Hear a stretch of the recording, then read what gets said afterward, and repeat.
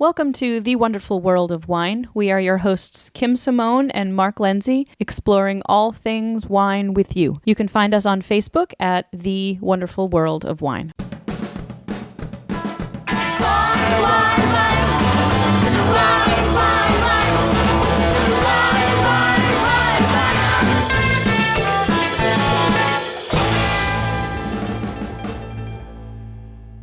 Welcome back to The Wonderful World of Wine. We are your hosts, Kim and Mark, and we stumbled upon an article that is near and dear to my heart because it's all about food and wine pairings, but not just any food and wine pairings. How to pair wine with pizza. I love pizza. You know, when they ask you, if you had to go your entire life on a desert island with only one food, what would you choose? I would choose pizza. Kim, I'm shocked. We agree. I could eat pizza 10 meals a day. Yay, we agreed on a food. Cold, hot, any way. I love pizza. I could eat it every day. Is there a pizza diet? Because pizza and wine diet, I'd be all over this. Well, you know, there's all different food groups in that slice of pizza. Pizza's king. So they talked about pairing. So what was your take on pairing wine with pizza? Do you do this a lot yourself?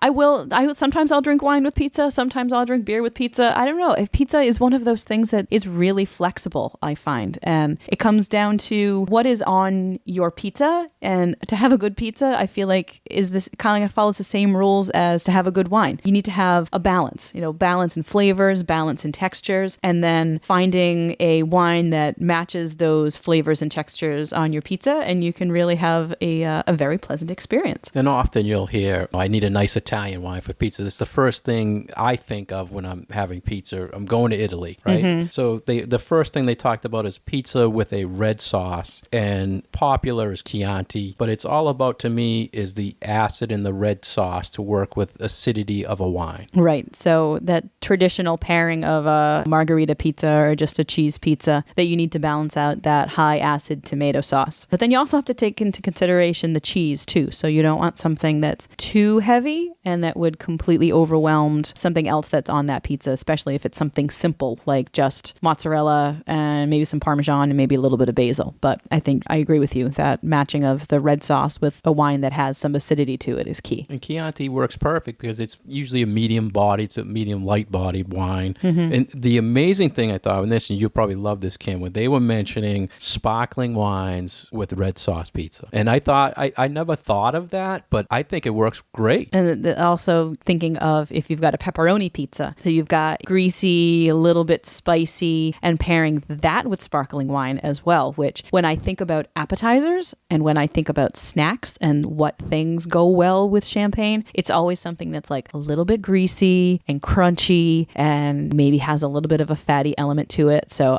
I've never done pepperoni pizza and champagne before, but now I think I need to try it because that's like, sparkling. Ooh, I think that could be really really good. Champagne word. Sparkling. So would you recommend, I'm not thinking a Prosecco or a sweet sparkling with this type of food. I'm thinking something that's on the dry side. Yeah, I would do dry. I would do drier. I mean, and there are Italian sparkling wines that are not Prosecco. So there's Franciacorta, which is much more like traditional champagne. So that is something that I think is worthwhile for people to search out if they're looking for a sparkling wine that does go particularly well with food. But Cava would be great. Any of the Cremants from France, California sparkling wine if it's a better quality. So yeah, go crazy. Pick one of those. So let's go back to, you were talking sparkling wine with the pepperoni pizza. They also mentioned play on the spice. Now, would you agree to have some spicy profile wine or a sweet wine to cut the spice? I think it depends on the spice. So if it's hot pepper spice, then I would lean towards something with a little bit of sweetness. But if it's more like savory spicy, then you might want to go for something a little bit different. So if you want to kick up the pepperoni, what would you recommend, a spicy wine or something to make it neutral? I would lean more towards the neutral. So I don't tend to do... We're always opposite. I know, and that's not so bad. Well, we'll have to try it, but I would want to kick in the spice with some wine that has some spice or something. But you're talking like spicy pepper, like chili pepper kind of. Pepperoni.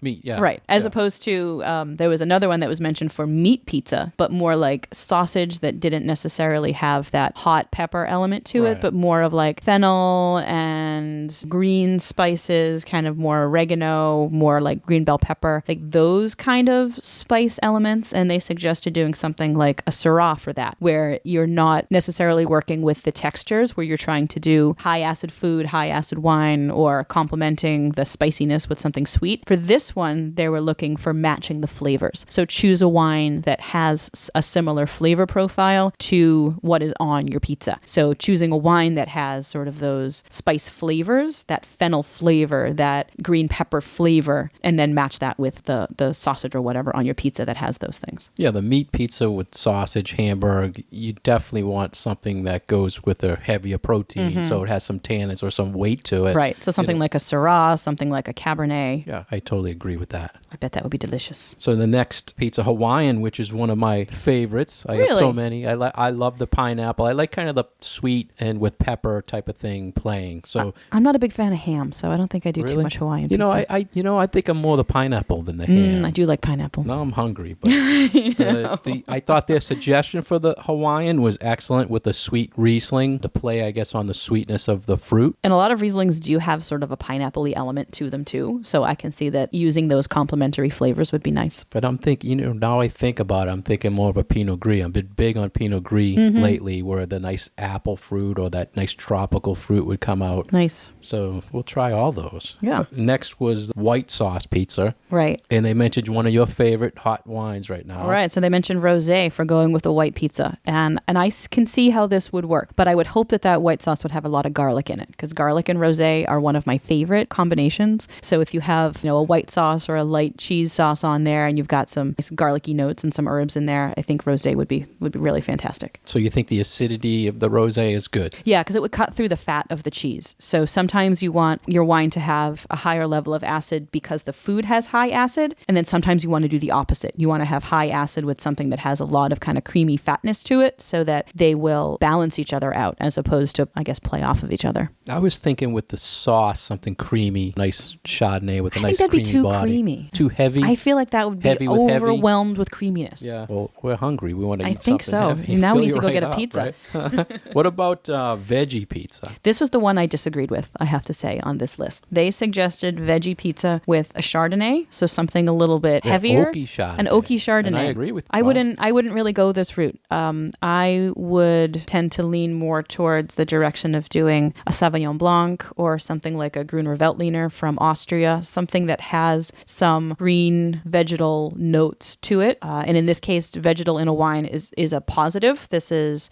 flavor profiles that you would expect to find from these particular grape varieties. And I would match those flavors. I wouldn't go with something that was big and oaky. But maybe they're looking for that opposites attract kind of thing with their pairing here. But I don't know. The oaky thing did amaze me as well. And maybe they're thinking, is a veggie pizza maybe more salt to it? Maybe that's what they're planning on. I don't know. There. I would lean, towards something maybe more like Northern Italian if you've got something with herbal notes to it, because a lot of Italian whites have this real herbaceousness to them that pairs really well with the foods from the area. So like mixture of vegetables or roasted things or peppers and asparagus and those kind of things. So I tend to lean towards a lighter white as opposed to a heavier white. Yeah, I agree with the Northern Italian, a Pinot Grigio or maybe a Vermentino, something with a little more earthiness or minerality to it would work. Definitely perfect. that minerality. And there's also some other Italian varietals that have a little bit maybe more saline to them that would probably play well as well. And that would also cut through that fatty cheese. So are you a cold pizza fan or just a hot? I don't care. Yeah. Cold, hot, lukewarm.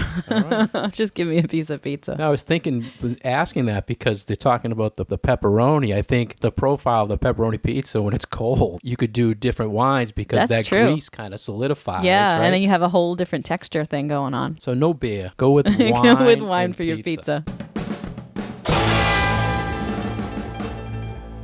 You've been listening to The Wonderful World of Wine. We are your hosts, Kim Simone and Mark Lindsay, exploring all things wine with you. If you'd like to get more information about Kim, please go to her website at vinitaswineworks.com. If you'd like to get more information about myself, please go to franklinliquors.com. And if you'd like to get more information about our show, please go to Facebook at The Wonderful World of Wine. We're going to talk about an article in the Beverage Daily about our consumers growing weary of the traditional 750 milliliter glass wine bottle. Wow, that was a long line, right, Kim? Yeah, it was. We talked in the past about alternate formats wine has been put in, but I guess this is more about, to me, it's a good thing for manufacturers if consumers are not liking glass, because they save a lot of money with these alternative packages. Right. We talk about this from time to time in our wine classes, where we talk about wines coming to us here in the States from other places in the world, and then looking at the label and seeing if you can figure out exactly where it was bottled. And often what will happen these days, especially for more commercially produced wines, is that, say they're being shipped to us from New Zealand or Australia, they'll actually be shipped in like a tanker or like a big, like what you see like a milk truck, and not in glass bottles, bottled at the source and then shipped all that glass over here, because glass is really, really heavy and it takes a lot of fossil fuels and energy to transport that heavy glass. So I think that this is a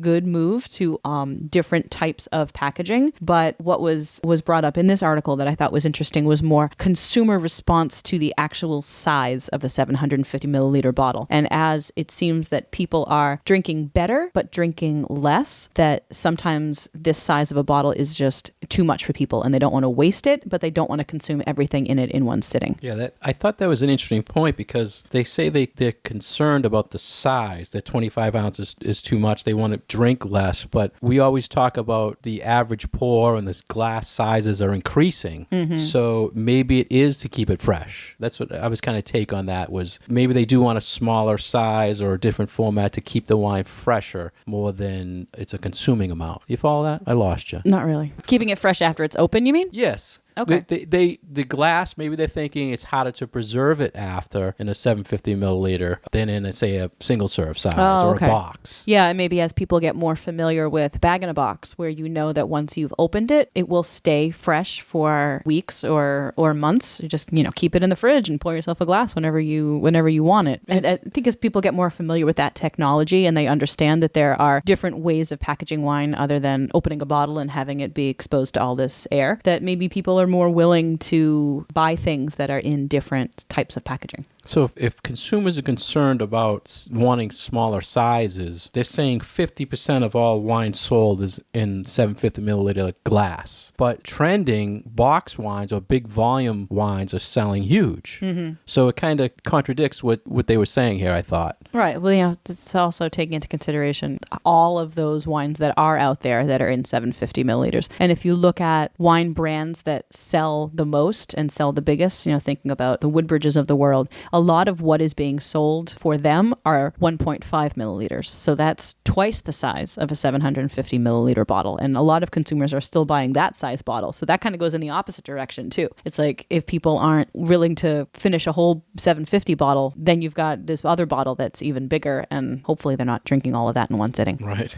Well, they mentioned other reasons why they want different sizes or get away from the glass is, like you mentioned, environmental friendly, maybe to bring something to a sporting event, maybe something they could chill faster, which, I don't know about that one, because you can chill it pretty fast. I've never considered that, but yeah. So that leads us to the concept of now there are wines available in cans, and are there single serving cans? I don't think I've actually looked at the size of a wine in a can. Is it, how many ounces? They're milliliters, so it's either a 187, a 375, or a 500 milliliter. So they could all be considered single pour, single serve. Sure. So like a 187 is the equivalent of a good sized glass of wine, a 6-ounce glass of wine or so. So it's a quarter of a full size bottle. And I think that is an interesting idea for the portability factor, if that's what people are looking for. A little bit more casual wine consumption if you bring it camping or bring it to the beach or bring it to the pool, and whatever people are using the product that way for. A lot of times people, for the smaller packages, they just want one glass of wine. So they buy the little 187 bottle and it pours in a glass, and that's it. They don't want to have, maybe don't want to have more around, or they just want that one glass with a meal. So it works out well. I've had people use those size for cooking as well. Yeah, if you need a half a cup of wine or maybe a cup of wine, those single size bottles are excellent for that. So I guess the bottom line in this was people looking at, they're accepting other packages that wine are coming into, and it's taking away from the glass, the traditional glass size. Mm-hmm. Welcome back to the wonderful world of wine. We're your hosts, Mark and Kim. You can find us online at franklinliquors.com for Mark and vinitaswineworks.com for myself. So when people ask us about the concept of healthier wines or healthier drinking, invariably somebody will ask us about lower alcohol wines. And there are some wines on the market now that are lower in alcohol, but then there are also products on the market that come close to not having any alcohol at all. And it's not just wine. There are beers out there like this as well. And we wanted to talk a little bit about the science of how those products come to be. Yeah, how do you make a non-alcoholic wine? And this is trending, very popular in sales for me. You have a lot of people who like the flavor of wine, but they can't drink, for some reason, the alcohol. So they go to these, and they do have like 0.5% alcohol. It's not all removed. There is traces of alcohol in it. But it is a product that can be sold in non-liquor stores or wine stores as well. So the key for me on these are that there's some flavor, that it actually tastes like wine, because there's a few processes they can do. They actually make the wine and then they remove the alcohol. So there are a few products out there. Some will add a juice to it to give it the wine flavor. But Kim, have you ever tried any of these? This is sort of the bugaboo for me about this topic of when you are making a wine product, but then it doesn't have the alcohol, and how do you make it so that it still retains the flavors of wine, but just doesn't have the alcohol in it. And there is a difference between wine and grape juice above and beyond, there's just alcohol in it. It's more complicated than that, because the process of fermentation is what produces a lot of the unique flavors in wine and the unique flavors in beer. So it's not just that it's not all just the same kind of fruit juice. There's all this chemistry that happens during fermentation. Yeah. So, just like wine isn't the same as grape juice, it's kind of like eat a cucumber and then eat a pickle. Like, that there are definite flavor changes there, and that is all because of the microbial activity. And it's the same thing for alcoholic fermentation as well. So these wines are fermented normal, the process is totally the same as wine that has alcohol. And then they follow two processes to remove it, one of two processes, and they both involve heat at some point. And you could totally just heat it up and remove the alcohol, but it kills, like you were saying, it kills the profile of the wine. Yeah, it kills the flavor and changes the flavor as well. So when you heat up alcohol or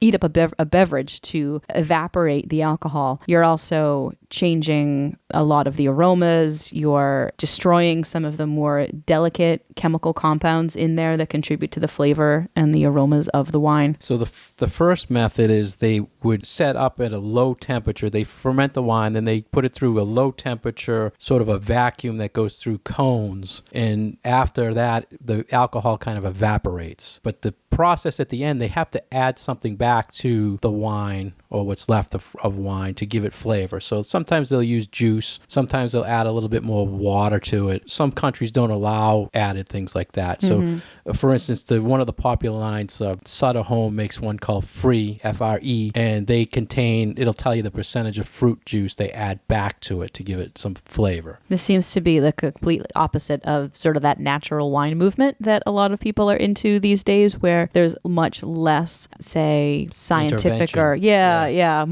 more hands-off approach from the winemaker, more along the lines of, we're going to pick the grapes and we're going to throw it in a barrel and we're just going to let it do its thing. This is the other side of the interventionist coin, where there's all this stuff being done to it so that you can remove what is an integral part of the beverage to begin with. And there's also, besides this heat treating process, there's also a process of like filtration that it can go through, where the membranes and the filters are so small that the alcohol stays on one side and most everything else goes through on the other side. But I can imagine that must strip a lot of the flavor compounds from it as well. And I think that's why they have to add something at the end to give it. I would assume the fruit juice thing is probably the better method than to just water it down. You get more flavor. Mm-hmm. So if you add, but it's not wine juice, flavor then it's fruit juice flavor. So yeah, you're but not say you getting have those a Chardonnay and you add apple juice to it or like 5%, at least you're giving it the flavor of the profile, the varietal, That's and true. not cutting it down. And what I see is people really appreciate an option. Same thing with non-alcoholic beers, which is probably more popular than the non-alcoholic wine. But the wine drinkers, it's very popular. If someone's pregnant and they are wine drinkers, but they want to have a little taste of wine, they can have this and be safe. I have to say that when I was pregnant with my kids, that I had more success with non-alcoholic beer than I had with non-alcoholic wine. And maybe that's just because I'm a wine geek, and so I'm more particular about my wine. But I was happier to find some non-alcoholic beers out there that I could at least enjoy every once in a while. But I kind of stayed away from the non-alcoholic wines because I really couldn't find one that I really liked. There are definitely more options in the beer. You're not seeing the wines that are coming non-alcoholic. They're big producers, the Sutter Homes, or I'm trying to think of some others. Is it Fetzer that maybe makes one? I believe so.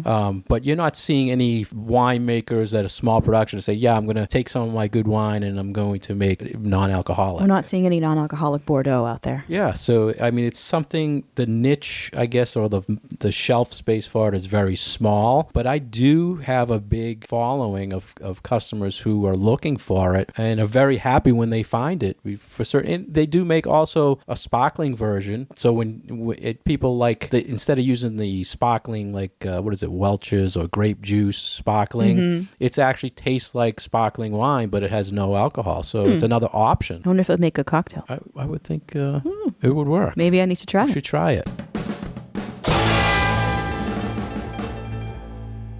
Thank you for listening to The Wonderful World of Wine. We are your hosts, Mark and Kim, exploring all things wine with you. If you'd like to find out more information about Kim, please go to her website at vinitaswineworks.com. If you'd like to find out more information about myself, please go to franklinliquors.com. And if you'd like to find out more information about our show and these articles, please go to Facebook at The Wonderful World of Wine. Next, we had found a wine blog that was talking about more corks are now being used in Australia and New Zealand than screw caps. And Kim, we always talk about the screw cap, and these two countries have always been big in screw cap wines. I saw this and I was like, what? Cork in Australia and New Zealand? Like, no way. Like, for the last 15 years, they've been heading in the opposite direction, where they have almost gone completely over to using screw caps as their closure of choice, even for $100 bottles of Shiraz. Yeah, and typically, most of the time, like New Zealand, it's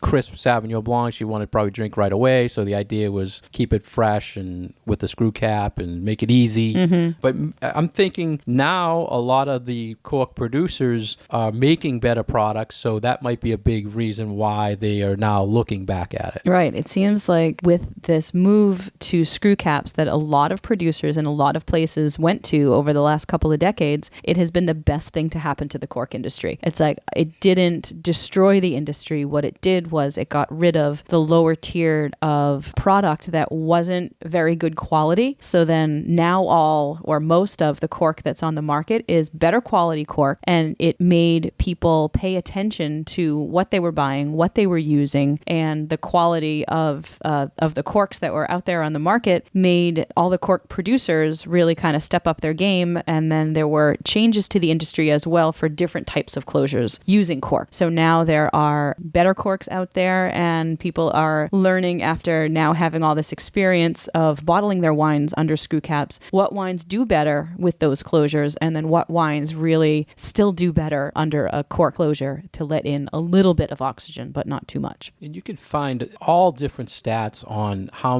what percentage of wines made or finished with cork are guaranteed bad because of the cork. And it's anywhere between 1% and 5%. So I'm assuming as the years go on and products are getting better, it's going way down. So that gives these people confidence to go back to using cork. Yeah, I have to say that over the last couple of years, the incidence of getting a corked bottle for me have been a lot lower. So I don't think that I've run across more than, I would say, one corked bottle a month, and I open a lot of wine. Yeah, so do you feel that maybe now that they've had wines in screw cap for so long, they're finding some negative feedback on the aging maybe? I think so. And this was always the wild card when we were starting to see more and more things being bottled under screw caps in the early years of, say 2001, 2002, 2002, we're starting to see more screw caps. And the big question that people threw at us was, how will these wines age? Is it going to be the same? And now we have some data to say that this is what happens over the long term when you have a bottle under a screw cap. And there were adjustments that winemakers had to make to sulfur levels and to fill levels. I know we talk about how much more wine you get when you have a bottle that is under a screw cap as opposed to under a cork. So there were these little adjustments that people had to make. And now we're seeing that over time, there are certain wines that do seem to do a little bit better with cork for whatever reason, whether it's the grape variety and it needs a little bit more softening because of exposure with oxygen, or is it a bottle that really could benefit better by being under a screw cap where freshness is the thing that you're really going for. So the corks do allow a little bit of air to get into the wine that helps it kind of develop, where the screw cap is just totally tight seal. So when you first open them, there's a difference. Right. Oxygen is a funny thing when it comes to wine. This relationship between oxygen and wine, a little bit is usually a good thing, and a lot of it is not necessarily a good thing. So time and a little bit of oxygen does benefit a lot of styles of wine, especially those bigger, fuller bodied reds, your cabs and your higher end things from Northern Italy, or some of these big Australian Shirazes actually probably could benefit a little bit from having the cork enclosure instead. So that will be interesting to see. What's the most common question you get about people asking about screw cap wines? I still get questions about, is it a cheap wine if it's got a screw cap? I get that question less and less these days, but there is still sort of that misconception that it must be a less expensive, lower quality wine if it has a screw cap to it. So I still receive those questions, but then every once in a while I do get the question about how to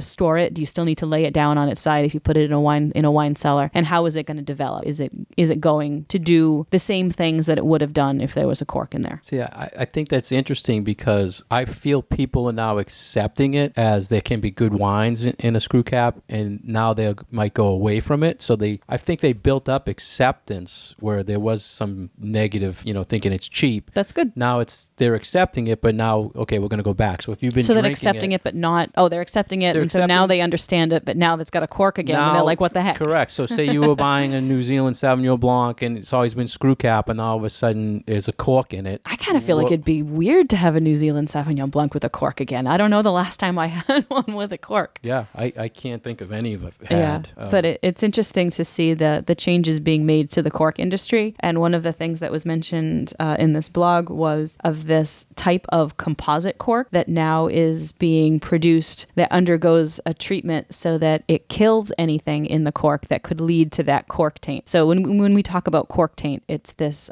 infection, I guess you can say, that the cork tree, the cork bark has during production, and that when it comes in contact with certain cleaning solutions that are found in wineries, it will pretty much destroy the flavor and the aroma of the wine. It'll give it this smell of like wet cardboard and kind of this moldy, yucky, mushroomy kind of a smell, and it's caused by this mold. And what this process does is it treats it with carbon dioxide, I believe. It sounded like it was a similar process to decaffeinating coffee, where it undergoes this treatment and it removes all of these impurities within the cork so that you have this like super clean product that then when that's used as the cork in the wine, then you don't have any of these faulty bottles. Yeah, the cork producers, the industry itself, they're very powerful companies. Mm-hmm. A lot of times you'll see these white papers or reports that are saying it's a better quality, but I don't know if you can believe it because it's from the actual producers themselves. So that's their whole business. So when you were saying earlier about you haven't maybe had a corked wine in a while, I'm just amazed at how many times, the more we taste, we don't say drink, we say taste. Because you can detect it, a corked bottle or a bad bottle, a lot better the more you taste. And I'm just amazed at people that will present me a wine and it's corked. Mm-hmm. And they're presenting it and they know they're either from the winery or something. So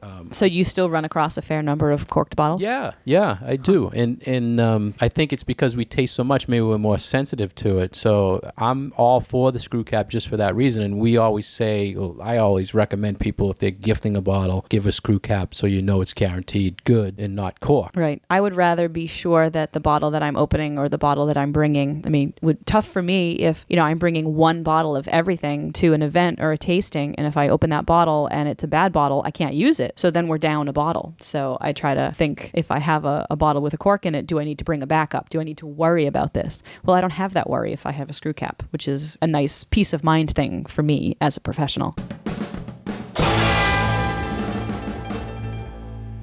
Thank you for listening to us today at The Wonderful World of Wine. We've been your hosts, Mark Lindsay and Kim Simone. You can find us on Facebook at The Wonderful World of Wine. Check us out and see all of the articles and trends in wine that we've been following.